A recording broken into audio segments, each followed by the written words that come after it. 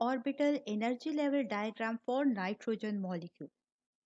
Molecular orbital diagram जो कि molecular orbital theory के मेन पोस्टुलेट्स को मद्देनजर रखते हुए ड्रॉ की जाती है और इसकी हेल्प से हम नाइट्रोजन मॉलिक्यूल के बॉन्ड ऑर्डर को मालूम कर सकते हैं। ना सिर्फ बॉन्ड ऑर्डर बल्कि हम ये भी जान सकते हैं कि हमारे पास नाइट्रोजन मॉलिक्यूल पैरामैग्नेटिक है या फिर डायमैग्नेटिक है। नाइट्रोजन जिसे N से रिप्रेजेंट किया जाता है और इसका एटॉमिक नंबर 7 जबकि इसका एटॉमिक वेट 14.007 है। इलेक्ट्रॉनिक कन्फिग्रेशन नाइट्रोजन की कुछ इस तरह से है 1s2, 2s2 and 2p3। Orbital electronic configuration of nitrogen के जरिए आप इजीली ये जान सकते हैं कि हमारे पास नाइट्रोजन एटम के फर्स्ट शेल में 2 इलेक्ट्रॉन्स जबकि इसके सेकंड शेल में 5 इलेक्ट्रॉन्स मौजूद होते हैं। स्क्रीन पर आपके पास atomic structure of nitrogen draw किया गया है और आप देख सकते हैं कि यहाँ पर फर्स्ट शेल यानी के शेल में मौजूद 2 इलेक्ट्रॉन्स जबकि सेकंड शेल में हमारे पास 5 इलेक्ट्रॉन्स मौजूद हैं। नाइट्रोजन पीरियोडिक टेबल में मौजूद दूसरे एलिमेंट्स की तरह चाहता है कि अपने ऑक्टेट को कंप्लीट करके स्टेबल हो जाए। जैसे कि अभी हमने डिस्कस किया कि नाइट्रोजन के वैलेंस शेल में 5 इलेक्ट्रॉन्स मौजूद होते हैं और यहाँ पर एटॉमिक स्ट्रक्चर ऑफ नाइट्रोजन में भी आप देख सकते हैं कि वैलेंस शेल में 5 इलेक्ट्रॉन्स मौजूद हैं। Octet means 8 electron in the valence shell. So यहाँ पर नाइट्रोजन एटम को 3 इलेक्ट्रॉन्स रिक्वायर्ड हैं अपने ऑक्टेट को कंप्लीट करने के लिए। नाइट्रोजन अपने वैलेंस शेल के इलेक्ट्रॉन्स को कंप्लीट करने के लिए केमिकल बॉन्डिंग करेगा और इस केमिकल बॉन्डिंग में हमारे पास एटॉमिक ऑर्बिटल्स की ओवरलैपिंग होगी और इस ओवरलैपिंग को हम शो करेंगे molecular orbital energy level diagram of nitrogen molecule के जरिए। चलिए बढ़ते हैं और हाँ जानते हैं कि किस तरीके से हम ड्रॉ कर सकते हैं molecular orbital energy level diagram for nitrogen molecule.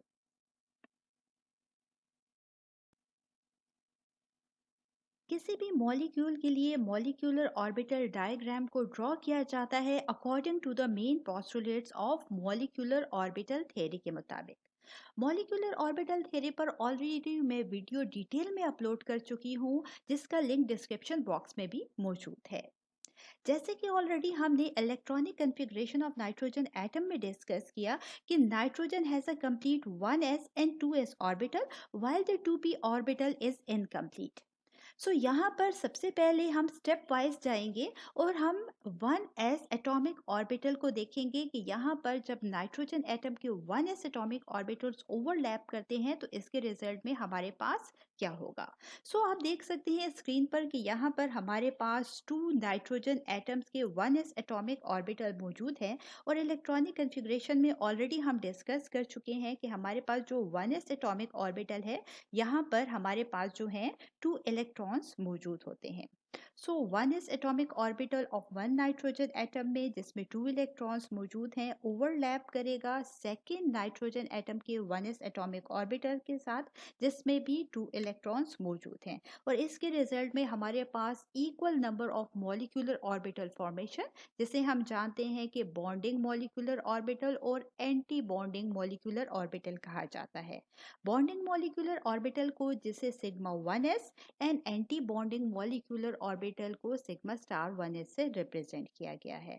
So electron की फिलिंग कुछ इस तरीके से करते हैं कि जिस ऑर्बिटल की एनर्जी कम होती है उससे पहले और जिसकी ज्यादा होती है उसे बाद में फिल किया जाता है। और हम जानते हैं according to the molecular orbital theory जिसमें ऑलरेडी हम डिस्कस कर चुके हैं कि बॉन्डिंग मॉलिक्यूलर ऑर्बिटल्स की एनर्जी हमेशा कम होती है। दैट्स वाई इसको पहले फिल किया जाता है जबकि एंटी बॉन्डिंग मॉलिक्यूलर ऑर्बिटल की एनर्जी क्योंकि ज्यादा होती है यही वजह है कि इसे बाद में फिल किया जाता है।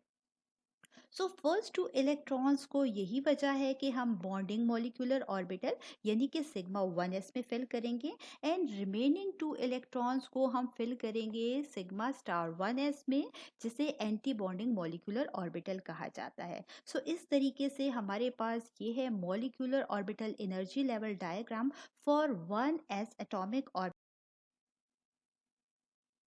2s एटॉमिक ऑर्बिटल जिसे ऑलरेडी हम डिस्कस कर चुके हैं कि नाइट्रोजन एटम में हमारे पास इलेक्ट्रॉनिक कन्फिग्रेशन में हमने देखा कि 2s एटॉमिक ऑर्बिटल में 2 इलेक्ट्रॉन्स मौजूद होते हैं। इट्स मींस ये ऑलरेडी फिल्ड एटॉमिक ऑर्बिटल है।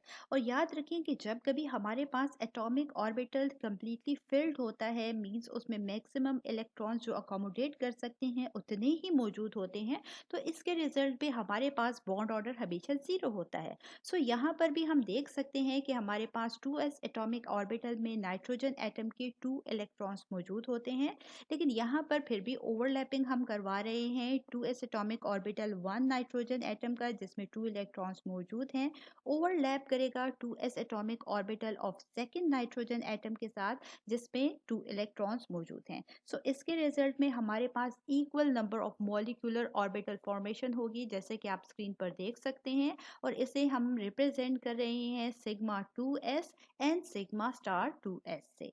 सिग्मा 2s जो कि बॉन्डिंग मॉलिक्यूलर ऑर्बिटल है और इसकी एनर्जी कम होती है, और सिग्मा स्टार 2s जो कि एंटी बॉन्डिंग मॉलिक्यूलर ऑर्बिटल है, और हम जानते हैं कि एंटी बॉन्डिंग मॉलिक्यूलर ऑर्बिटल की एनर्जी हमेशा ज्यादा होती है।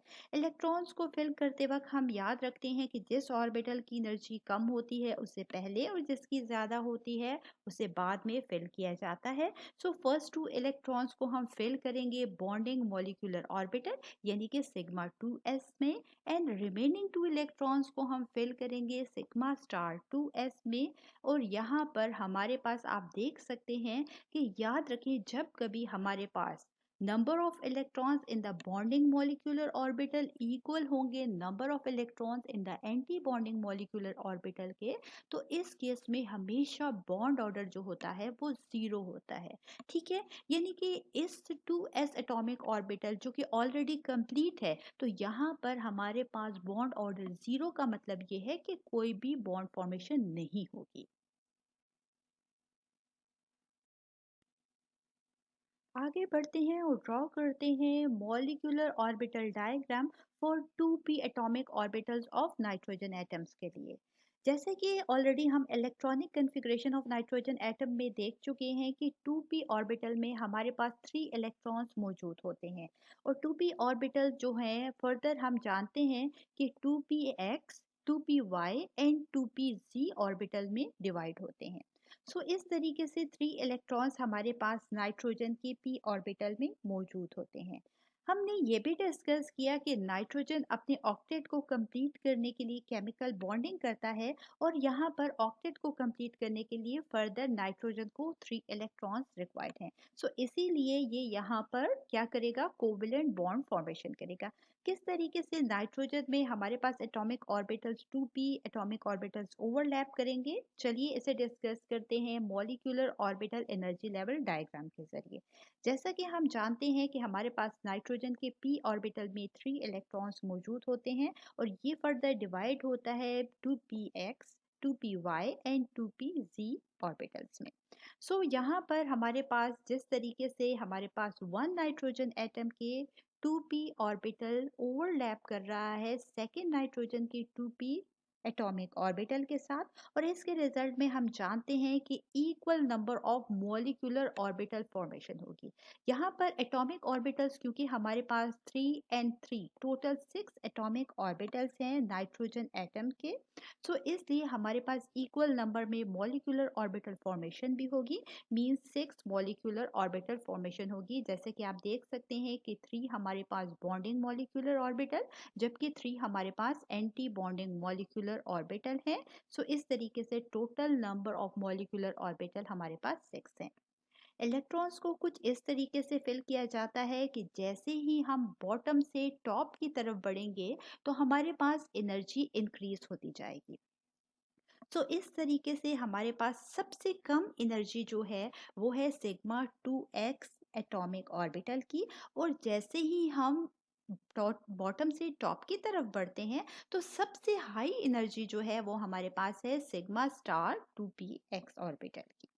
इलेक्ट्रॉन को फिल करते हैं, जैसा कि हम देख सकते हैं स्क्रीन पर कि हमारे पास 2px एटॉमिक ऑर्बिटल में 1 नाइट्रोजन एटम के 1 इलेक्ट्रॉन, जबकि सेकेंड नाइट्रोजन के एटम में यहाँ पर एटॉमिक ऑर्बिटल में भी 1 इलेक्ट्रॉन मौजूद है।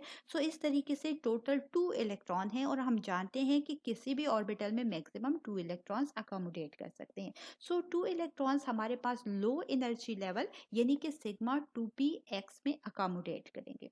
अब बात करते हैं यहाँ पर 2p ऑर्बिटल की। तो 2p ऑर्बिटल में अगेन 1 नाइट्रोजन के भी एटम के 1 इलेक्ट्रॉन, जबकि सेकेंड नाइट्रोजन एटम के एटॉमिक ऑर्बिटल में भी 1 इलेक्ट्रॉन मौजूद है। सो इस तरीके से दोनों जो इलेक्ट्रॉन्स हैं वो पाई 2p ऑर्बिटल में अकोमोडेट करेंगे।